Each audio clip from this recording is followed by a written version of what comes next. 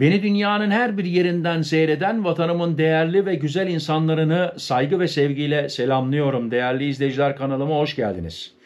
Bugünkü haberim bilhassa yurt dışında yaşayanları, bilhassa Almanya'da yaşayanları çok sevindirecek. Buna inanıyorum. Çünkü 2026'da eğer çocuğunuz varsa çocuk parası yükselecek, çocuk yardımı yükselecek. Eğer iş hayatınızda yaşıyorsanız maaşınız yükselecek. Çalışmıyorsanız Arbeitsgeld alıyorsanız o yükselecek.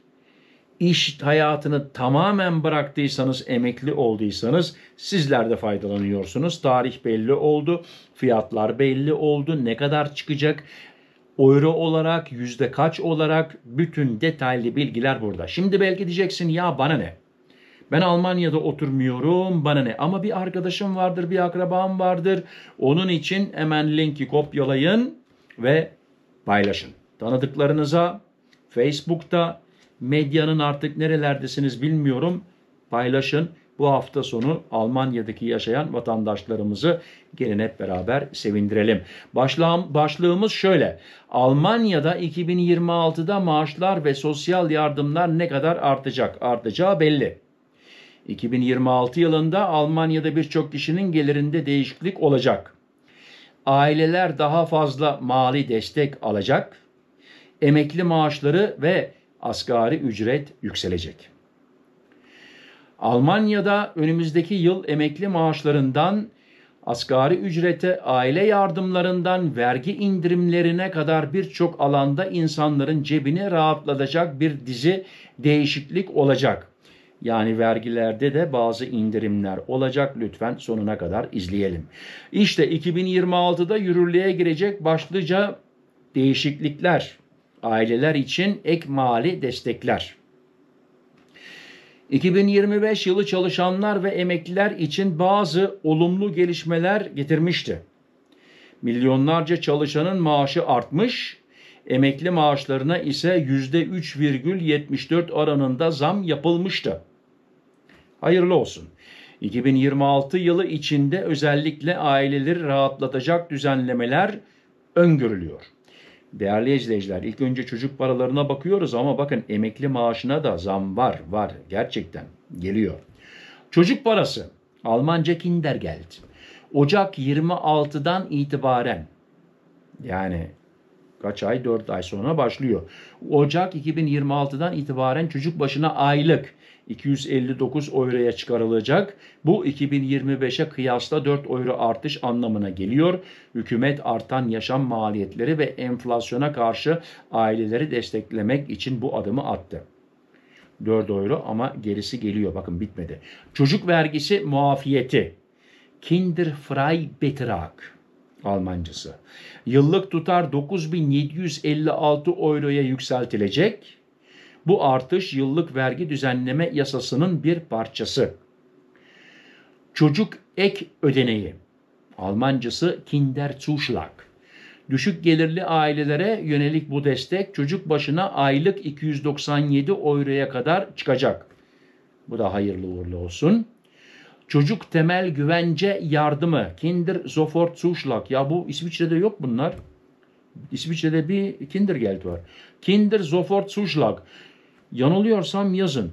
Bu yardım 2026'da daha geçerli olacak ve çocuk başına aylık 25 euro olarak devam edecek. Yani oradan da bir 25 euro kapmış oluyorsunuz. 2 çocuk oldu mu 50 euro yapıyor. Ailelere ve düşük gelirli çalışanlara diğer mali kolaylıklar. Vergi muafiyetleri.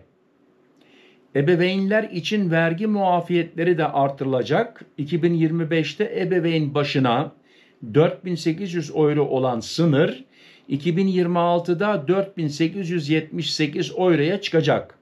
Çiftler içinse 9.540 eurodan 9.756 euroya yükselecek. Avantajlı hesaplama. Günstiger Prüfung. Hiç duymadım. Vergi dairesi aileler için çocuk parası mı yoksa çocuk vergisi muafiyetinin mi daha avantajlı olduğunu otomatik olarak kontrol edecek. Hangisi daha avantajlı olursa tabii ki o işlem yapılacak. Çocuk vergisi muafiyeti yalnızca aileye çocuk parasından daha fazla vergi avantajı sağladığında uygulanacak. Asgari ücrette artış. İnşallah hepimiz çalışıyoruz. Her şeye de zam geliyor. Değerli izleyiciler, doğru değil mi? Her şeye zam geliyor. Yani sırf Türkiye değil, gerçekten Avrupa'da yani aldı gitti. İsviçre'de baktığım zaman etin kilosu kaç paraydı, kaç para oldu? İnsanın artık midesi de bulanmaya başladı. 1 Ocak 2026'dan itibaren saatlik asgari ücret mevcut. 12,82 eurodan 13,90 euroya yükselecek. Ne olmuş oluyor? Yani saatte 1 euro virgül 02 yapmış oluyor. 8 saat çalışırsan yani bir 8 eurodan fazla almış oluyorsun. O da hayırlı uğurlu olsun. Kıymayı, dana kıymasını doğru yerden alırsan 8 euroya galiba Almanya'da var. Benim bildiğim öyle.